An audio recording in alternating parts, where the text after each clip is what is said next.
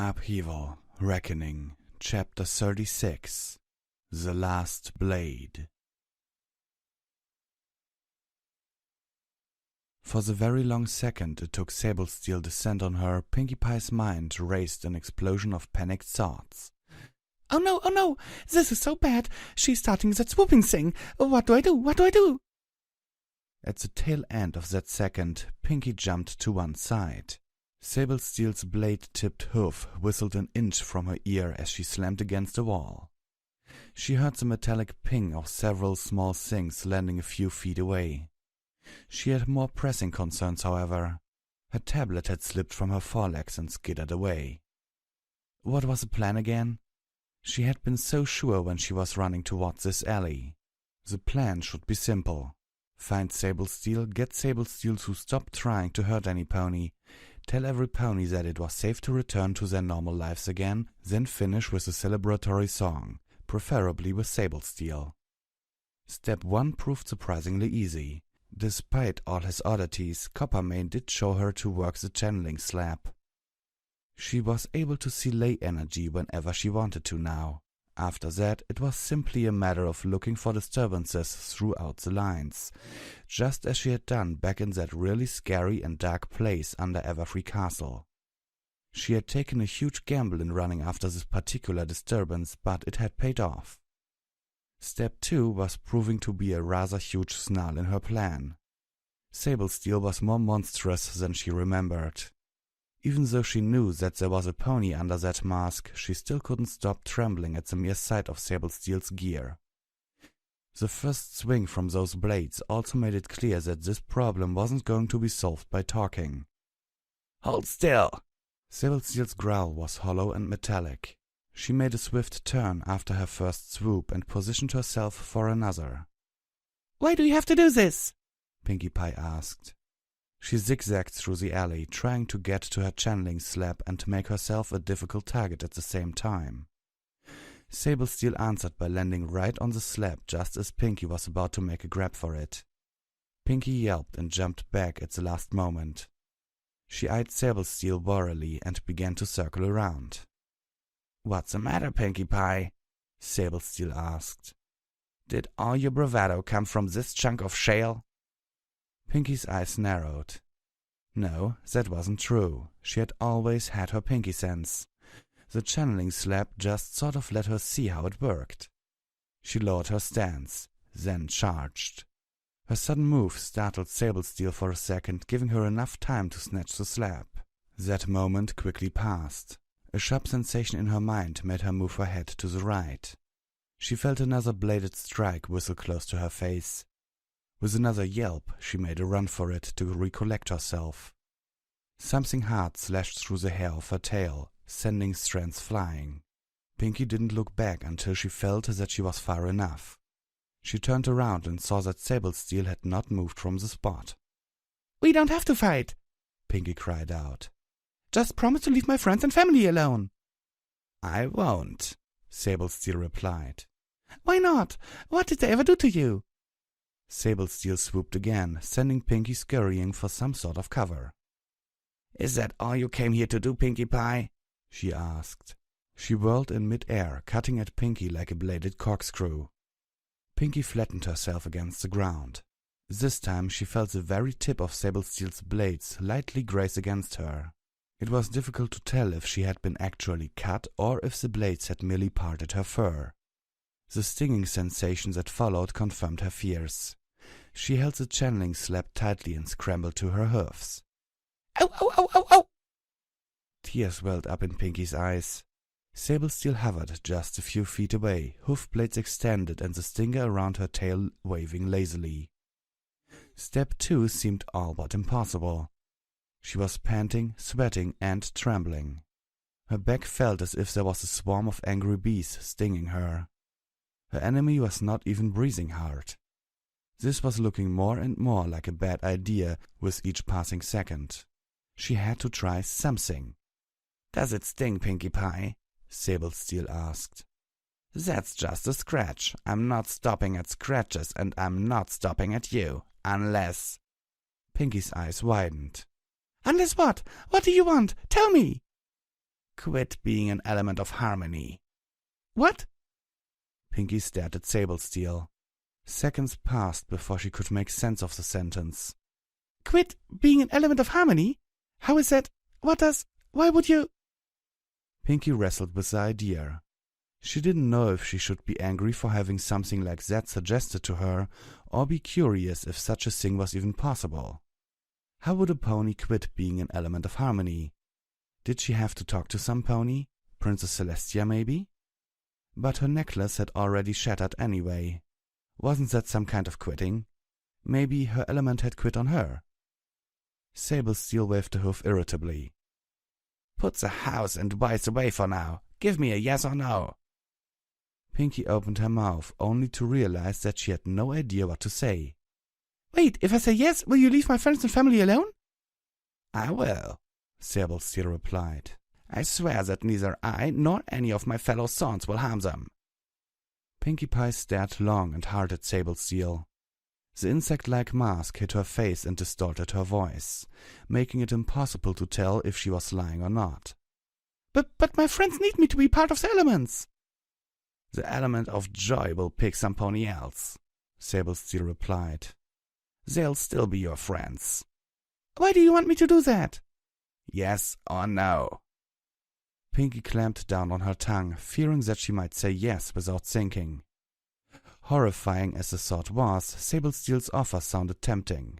Every pony expected so much from the elements of harmony, the royal siblings, the legion, even their enemies. It was all so heavy. If some pony could do it better, why shouldn't they? But... Well? Sablesteel asked. No, Pinkie said. She nearly clapped her hoofs over her mouth. My friends need me. I can't just quit. Need you for what? Sablesteel asked. For balloons? Isn't that your purpose in life? That's what's written on your flank. She dove after Pinkie. Again, any thought of fighting back flew out of Pinkie Pie's mind once she was faced with those poisoned blades. The stinging pain on her back remained a dire warning of what would happen if she let herself get cut any deeper. She hopped backwards and skipped to her sides, barely staying a step away from another poisoned wound. Don't you see how out of your element you are? Sablesteel said. You're worse than a fish out of water. At least the fish just flops and dies. You will drag others into your fall, Pinkie Pie. I just want to help, Pinkie wailed. She ducked under one swing and, unable to contain her frustration, lunged towards Sablesteel. Her head slammed into the Pegasus's midriff. Sablesteel broke off and hovered above her. Pinkie wasn't sure if she had actually hurt Sablesteel, or it was merely the surprise of the moment. She rubbed her head to help with the pain of the impact, only to notice that it wasn't just hurting because of her attack. Then help, Sablesteel said. Let some pony else bear the element of joy. Why are you so insistent? What do you get out of it? I get to not have to kill you. Like a thick, damp blanket, silence settled on them. All Pinkie could hear were her harsh breathing and the gentle flapping of Sablesteel's wings. Why? She asked. When she decided to speak again, she found her voice far too loud. Sablesteel's stinger clinked with a twitch of her tail. Pinkie swallowed when a single drop of something fell from the pointed tip to the ground. Because, Pinkie Pie, I don't want to deal with you. You're an itch, a minor bother, that does more harm if you actually scratch it. Hurting the element of joy is a necessity, but hurting you stains me. Go away on your own. Stand at the sidelines, cheer for your friends, make them cakes and throw them parties. Leave the important work to some pony else. The last sentence struck Pinkie, leaving her unable to recall what Sablesteel had said earlier. She had heard this somewhere before. What's your passion, Pinkie Pie?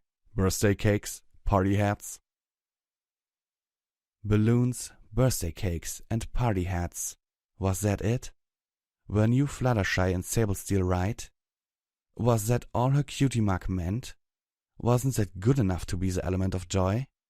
No, she said, her voice trembling. Sablesteel didn't respond, probably because she didn't hear her. No, Pinkie Pie said louder. Now that she was holding the shale tablet, she saw all the ley energy around them. There was a strange rippling around those weird metal things Sable Steel had thrown earlier, but she couldn't tell what was happening with them, nor did she really care. "No!" she shouted. She planted her hoofs on the ground and let the colors melt into her body.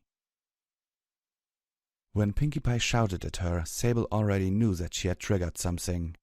When Pinkie Pie disappeared, she started to realize that something might be a threat. She turned instinctively with a hoof raised when she felt a draft to her right. Pinkie Pie had somehow materialized by her side. Pinkie Pie was screaming at the top of her lungs by the time she reappeared in Sable's side. Her right foreleg ground against Sable's, barely slipping past the block, then smashing a hoof against one side of her breather mask. Pinkie's eyes lit up, surprised that her attack actually managed to hit. Furious, Sable answered by knocking Pinkie Pie to the ground with a hoof to the face. She barely managed to twist the blow at the last moment to avoid stabbing Pinkie Pie's eye out. She shook her head. She had to recover before those insane abilities triggered again. Her mask had absorbed most of the blow, but the clear covering on the left eye had cracked on impact. "This is not what I'm looking for," she thought. A bearer of the element of harmony becoming a stronger fighter was a mere secondary objective to Black Rose. This was also not completely new. She had seen Frenzy Heart move in such a manner before. Sable pulled a few more canisters from her harness and scattered them across the alley.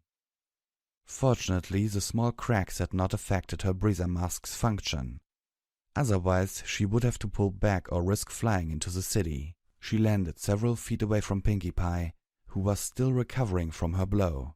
"That's not where my cutie mark ends," Pinkie Pie shouted. Her tablet glowed brightly.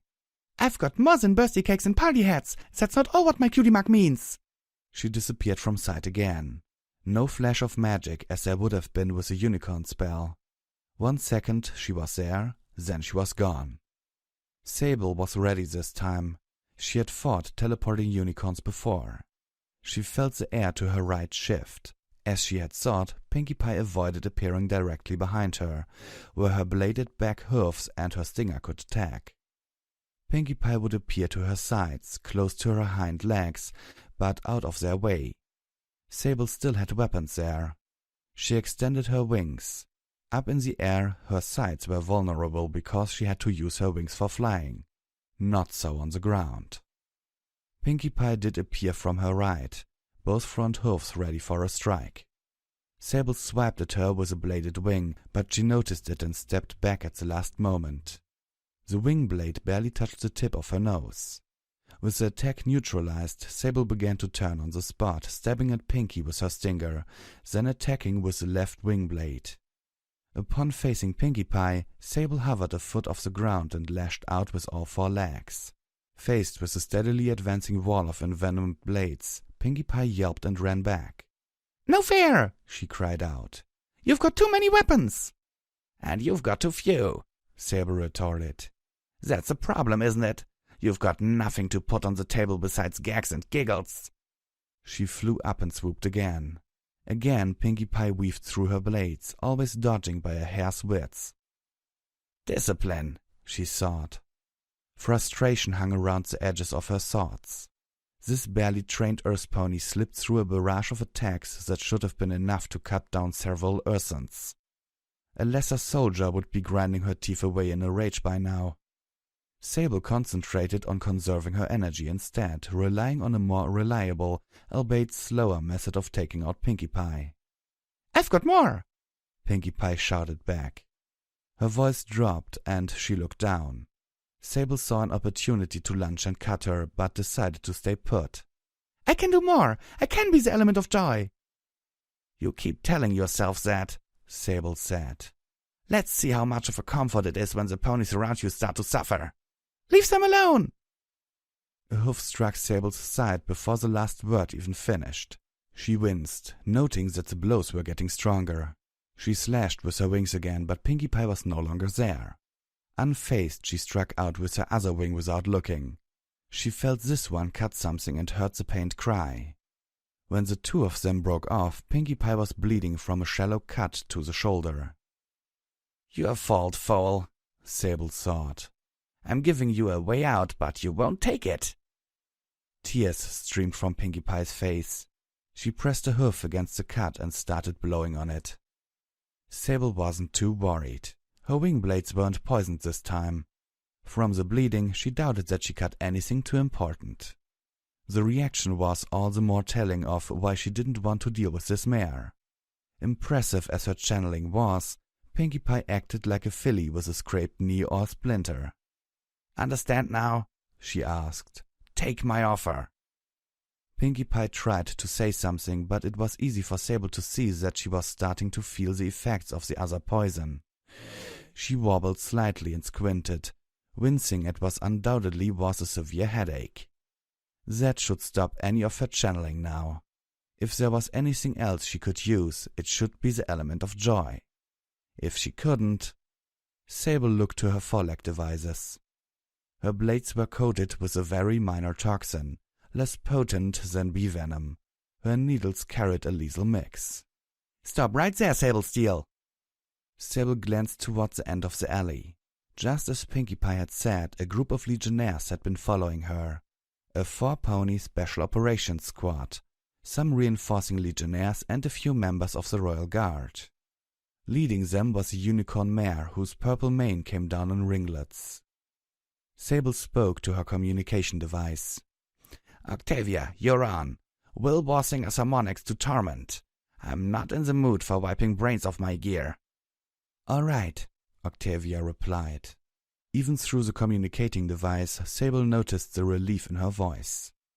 Warsinger had not yet influenced her enough for its deadliest harmonics. Another second passed before the music started. For a fleeting second, Sable expected Rhapsody's melodious voice, an ethereal tone known to melt stallions on the spot even without Warsinger, to flow out from her communicating device. Instead, she heard the deep and powerful notes from a cello. The music was far from the soothing pieces Sable heard Octavia play for Black Rose. It began with deep, ominous quivers, Octavia's grudge against Pinkie Pie in musical form. The first part served as a warning, a herald for bad things to come. Sable hoped that Octavia did not overdo things. The special chamber in her room allowed her to send her music through the other thorns, but in a less potent form. That should be enough to ensure some control. Despite the diluted power, the effect of Warsinger quickly proved telling. The legionnaires and guards that charged halted in their tracks. The music left them disoriented and fearful of something they could neither see nor put a name to. Sable pulled out a different kind of canister from her pouches and chucked it beneath them. A yellow haze seeped from the canister, slowly filling the alley with poison. The unicorn mare and her squad mates shouted for the others to leave while they dragged Pinkie Pie out. The ponies caught in Warsinger's tune didn't seem to hear the warning. Their eyes watered and their noses ran at first. As they stayed in the cloud, the tears and snout turned into blood. In less than a minute, all of them had fallen to the ground, coughing, wheezing, and bleeding. Sable had little time to survey her hoofwork. It was time to remind Pinkie Pie of what happened when a pony involved herself in things beyond her. The music continued to flow from her communication device, leaving every pony within earshot of it unable to defend themselves properly. Pinkie tried desperately to stay on her hoofs, but the dull ache from earlier had turned into a searing headache. She was feeling sick for some reason. "This is no time to come down with a cold," she told herself. "I've got to stop her." She tried to concentrate on the swirling colors again, but the pain made it impossible. Night Canter was dragging her out of the alley with telekinesis. "Wait!" she cried out. "I can't run away now. She'll go after my friends and family." "Celestia, drill my backside," Night Canter grunted. "If you keep struggling, I'll kill them myself. Stay still, Pinkie Pie. We'll take care of this." Pinkie watched in horror as the first legionnaires dropped to the ground. The yellow haze was already starting to seep out of the alley. She heard ominous music, as if something even more horrible than sable steel was about to burst into the alley at any moment. Thoughts of that awful smoke seeping into the rock farm, Sugar Cube Corner, Even the rest of Ponyville began to fill her mind. Oh no, she started already! Pinkie remembered one more trick that Coppermane taught her and fought through the headache. With a flash of colors, Night Canter's telekinesis broke. Pinkie Pie took 3 steps before falling face first to the ground. The headache sent the world spinning. It was impossible to even take 2 steps in the same direction. The swirl of ley energy was just ahead of her. All she needed to do was reach out and try something. The colors faded when her hoof touched them. A second later, everything was dark. Despite the poison gas obscuring her vision, Sablesteel could still spot her target. When Pinkie Pie passed out, she decided that it was time to end the mission for the time being. Once she woke up, Pinkie Pie would have that quiet moment of introspection that would determine if she had what it takes to bring out more of the element of joy or not. Sable had to give it to her partner as well. Octavia had not overdone things, despite the temptation. There were only a few minor problems to deal with. The lead unicorn had cast a spell that was causing Sable's poison gas to dissipate. It wouldn't be long until that Pegasus in her squad would have a clear line of sight. With a flap of her wings, Sable dove into the thicker portions of the cloud, swooped past the fallen legionnaires and aimed a needle's thrust at where the unicorn's neck would be. To Sable's surprise, she stepped something else before she could even come close. She pulled her hoof back and saw that the needle was covered in blood. Who had she just stabbed? The yellow haze suddenly vanished, as did most of her surroundings. Replacing them was a darkness that swallowed her in its depths. Sable, why have you done this? Sable stared in horror as her grandfather shuffled towards her. He stood out in the dark as if he was lit by an unseen spotlight. His neck spurted blood on her coat.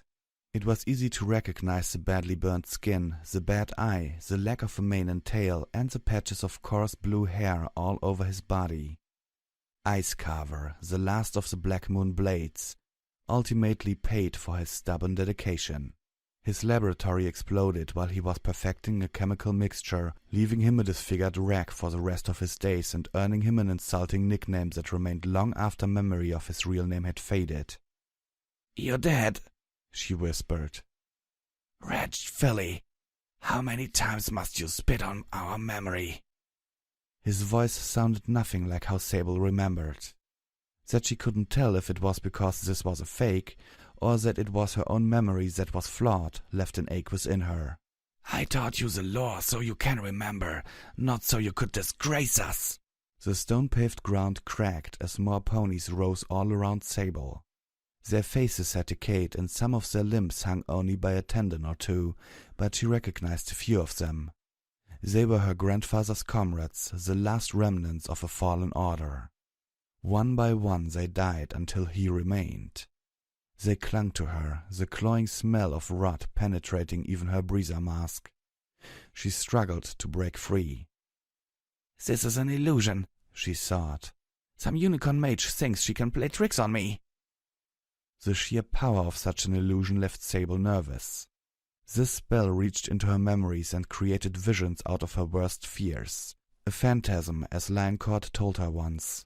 Only a very powerful illusionist could do this. Perhaps she had underestimated the unicorn mare earlier. Still, there were ways to break out of such a spell. Before the corpses of the Black Moon Blades could pry her hoofs apart, she switched one foreleg device into a blade, then stabbed her flank, sending a burst of pain coursing through her body. Even the pain of a poisoned wound felt good compared to the agony of watching her memories twisted like this. The vision did not fade. Sable fought back a sense of rising panic. The idea that this may not be an illusion, but her actual punishment crossed her mind. The corpses held her tightly now, leaving her unable to move an inch. Don't bother hurting yourself anymore. I have you well and fully trapped. Sable didn't recognize the voice, but the regal tone of it made it easy to tell who it was. Out of the darkness, Princess Luna walked out, her face a grim mask of determination. You are very brave, Thorn, for conducting your business here in Canterlot. I have you, though. You will lead us to your mistress." The Alicorn removed the breather mask with her telekinesis. "All right, I'll tell you if you take away these visions," Sable said. "Tell me then." Sable muttered some words and garbled them on purpose. "What?" Princess Luna asked. She leaned a little closer, her ears perking. Sable took the opportunity and spat. The glob of phlegm and salvia landed squarely on Princess Luna's snout. The Alicorn looked at it in disgust, then simply cast a spell to clean herself. "I wouldn't tell you where I piss, Moon Princess," Sable snarled.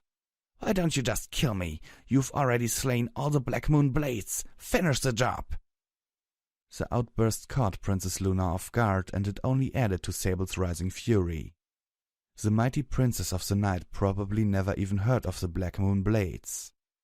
Sable was more than happy to show her. A great flash of golden light suddenly erupted from behind Sable. The visions vanished, and she found herself able to move. Before she could, she felt herself caught in the grip of a powerful telekinetic spell. After a moment, she was pulled back into the portal she had used. The door slammed, then simply disappeared as Black Rose destroyed yet another secret entrance to Canterlot. The breather mask fell just a foot away as Sable regained her bearings. She was back at the hideout. Not only that, she was inside Black Rose's quarters. "Cutting it a little too close, are we, Sable?" Black Rose asked. She was reclining on her bed, once more going through the dozens of magical images she used to keep track of her agents. "I was done for at that point," Sable said. "I'm ready for whatever punishment you have." "No need," Black Rose said. The element of joy did spark. Not much, but it certainly reacted to all that put down you kept giving poor Pinkie Pie. "Good work, Sable Steel." Sable nodded. She was about to leave when Black Rose spoke again. "Sable, you do realize that the bearers can't actually quit?" "It was a test," Sable replied. "Oh, really? How much of it, I wonder?" "Just enough." Sable Steel closed the door and returned to her quarters. She passed by Octavia, who bowed politely when they walked past each other. Once she was alone, she looked at the breather mask. The same breather mask that her grandfather designed. The cracks on one of her eyes had lengthened. The entire thing was in need for some serious repair. "You are a thorn, not a blade." With a snort, Sable Steel hurled the mask to one corner of her room. Luna walked through the halls of the royal palace in a bad mood. She had a thorn. A thorn!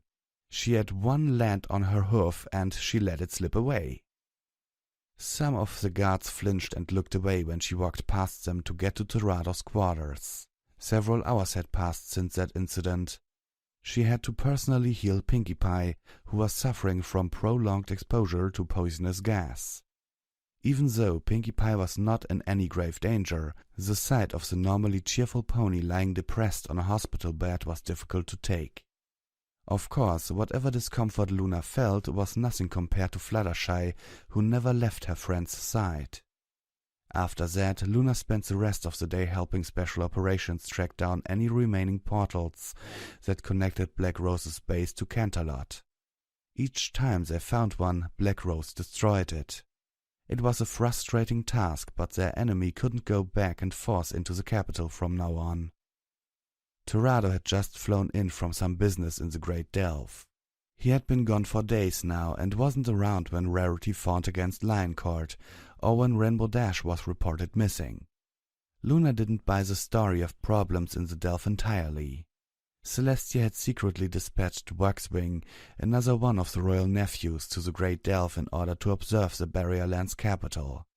Waxwing had reported earlier that day that Terado had indeed stopped by the Delve, but only for a short while. That left a great deal of missing time. That wasn't what Luna was going to pry into for now. Sable Steel had said something that left her curious. She flung the doors to Terado's quarters open with her magic and found her brother by his desk. "This better be important, Luna." Terado didn't glance back, but he put aside the papers he was working on. "Big brother, what can you tell me about the Black Moon Blades?" "They're dead." Luna held back a snort. It looked like she wasn't the only one whose endeavors had resulted in a foul mood. "Not all of them, it seems," she said. Terrado turned around. "Reports have already rolled in," he said. "You had a run-in with Sablesteel of the Thorns." His horn glowed briefly and the doors shut behind Luna.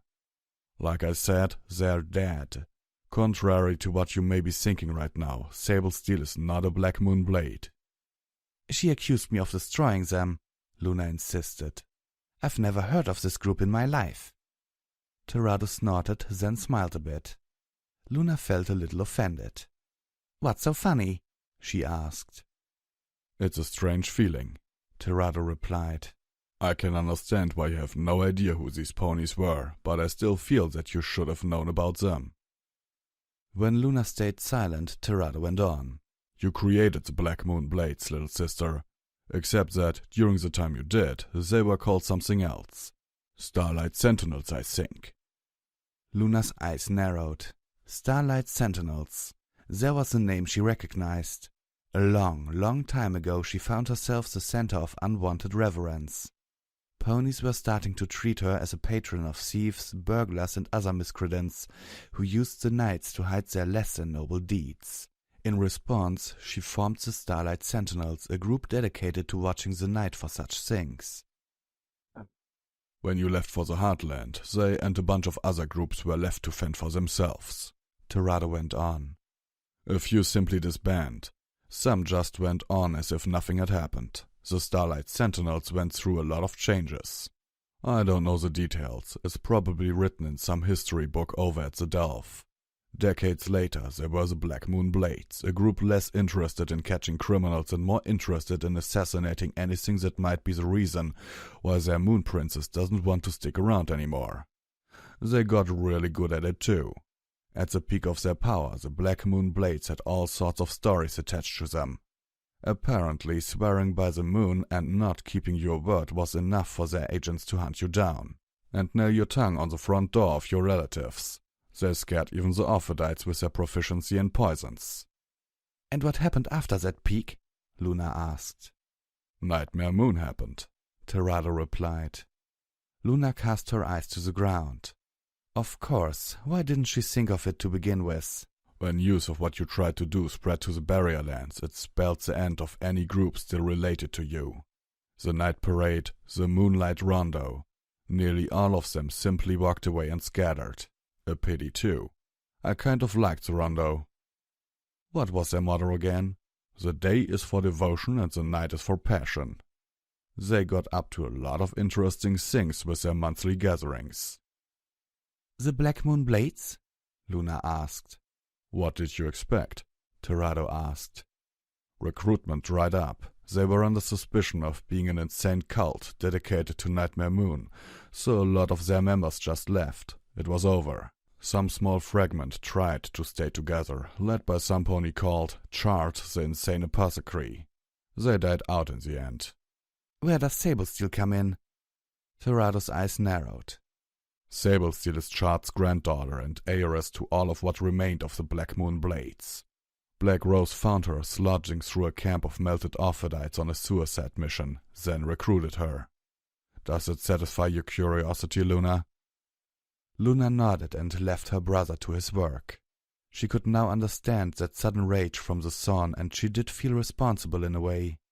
She remembered the face she found when she remembered that insect-like mask.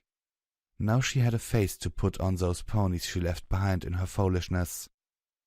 "One day I will make amends," she thought, "to all you who tried to hold on. First I will show you a princess of the night that you all should have gotten at the start."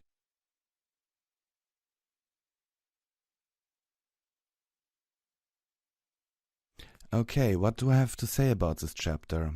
Basically, the fight between Pinkie Pie and Sablesteel was pretty cool. Pinkie is certainly getting better at using ley energy, but she still has a long way to go. Then we have the tale of the Black Moon Blades, and Black Rose personally stepping in to save Sablesteel. I think that was rather generous of Black Rose, or maybe she doesn't want to lose an operative. I don't really know, because for her, I think at least, the thorns are nothing more but tools, mere tools. What do you think about this? And next is, well, the Black Moon Blades. Yeah, okay, I can understand some parts of it, but they went off course. Luna created the Starlight Sentinels to protect ponies from burglars, thieves and the like. And they went and became the Black Moon Blades, a group of assassins that even the Ophidites, who are feared for their poisons, were afraid of because they were that knowledgeable in poisons. Not really, I think, what Luna would have wanted. Okay, sincerely yours, Visual Pony.